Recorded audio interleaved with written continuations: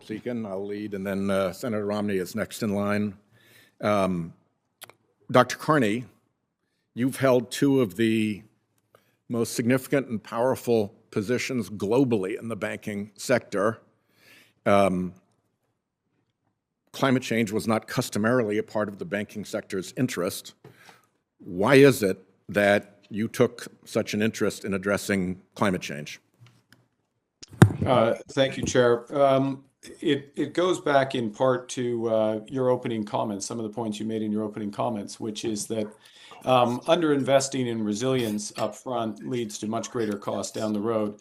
And it was particularly when I became governor of the Bank of England, and it's not commonly known, but one of the responsibilities of the Bank of England is to oversee the insurance industry. And it's the fourth largest insurance industry in the world. It includes one of the largest, if not the largest, reinsurance market, famous Lloyd's of London. And therefore, that's a property and casualty and reinsurance industry that's directly affected by climate change. And one of the lessons that the brokers and the risk managers in Lloyd's of London had determined was that the tail risks of the past were becoming the central scenario of the future. I'll refer to Dr. Litterman's comments about 1 in 100 risk events becoming that much more frequent. So of course they're adjusting pricing, they're adjusting coverage, which has real implications for economies. And it's apparent to us as risk managers that this will affect the economy more broadly and the financial system potentially more broadly if there is not adequate information to assess the potential degree of those risks. And if risk managers don't at least have the opportunity to determine whether or not they will take steps to... Dr. Carney, you were in charge of the Bank of Canada after the 2008 financial crisis. Can you compare what you foresee with respect to climate with what you experienced in the 2008 mortgage crisis? There's two things that I would say. The first is that one of the experiences of that crisis, and many of the members, of course, lived through it and helped manage through it, is what's called a Minsky moment, a realization that basic assumptions were no longer true, for example, that house prices would never fall in the United States, that capital was money good, that assets off balance sheets would stay off balance sheets. All of those proved false and led to the collapse or virtual collapse of the core, much of the core of the financial system, with huge economic costs that ultimately have added to the debt burden of the United States, amongst other countries. Now, in Canada, we were more fortunate for a variety of reasons, but one of the reasons was we had put more resilience into our financial institutions up front. Without getting into Canada specifically and looking at comparison between what you project potentially happening with a climate crisis, what's the scale comparison in your mind between what we experienced with the 2008 financial crisis and what climate portends for our systems?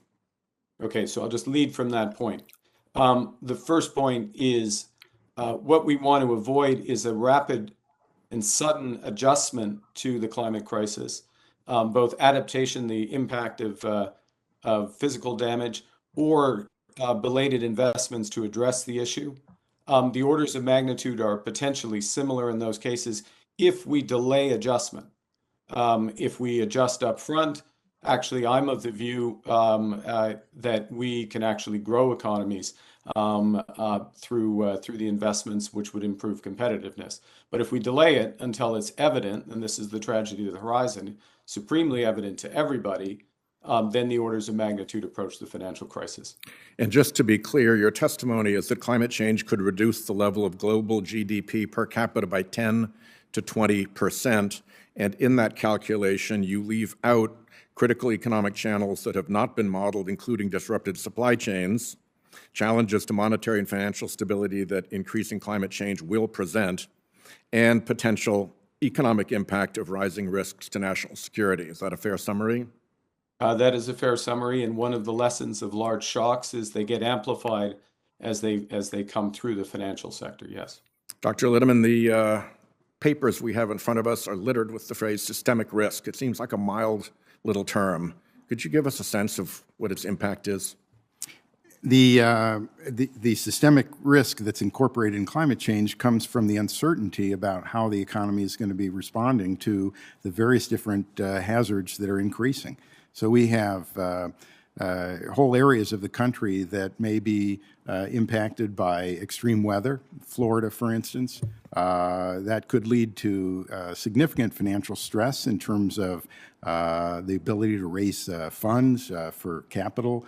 So you can have significant systemic impacts on the economy. It's one of those things that we just don't know. The economy.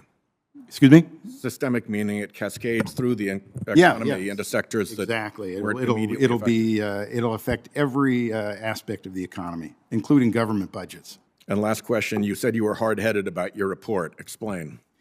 Yeah, this is a report that was created by a bunch of scientists, academics, business people, investors, and we came to unanimous agreement. It wasn't about I don't know, gut feeling. It was about facts, and the problem is we don't know what the future is going to bring, so we have to be prepared. It's very simple. Good word to end on. Yeah. I think my clock started a little bit late, so if the ranking member would like to go a little bit beyond, that would be all's fair. And I turn to Senator Grassley, Senator Padilla next, Senator Romney next, unless Senator Marshall returns. Dr. Holsekin, our rising debt and deficits are cast by a lot of people as long-term challenge, quote unquote, long-term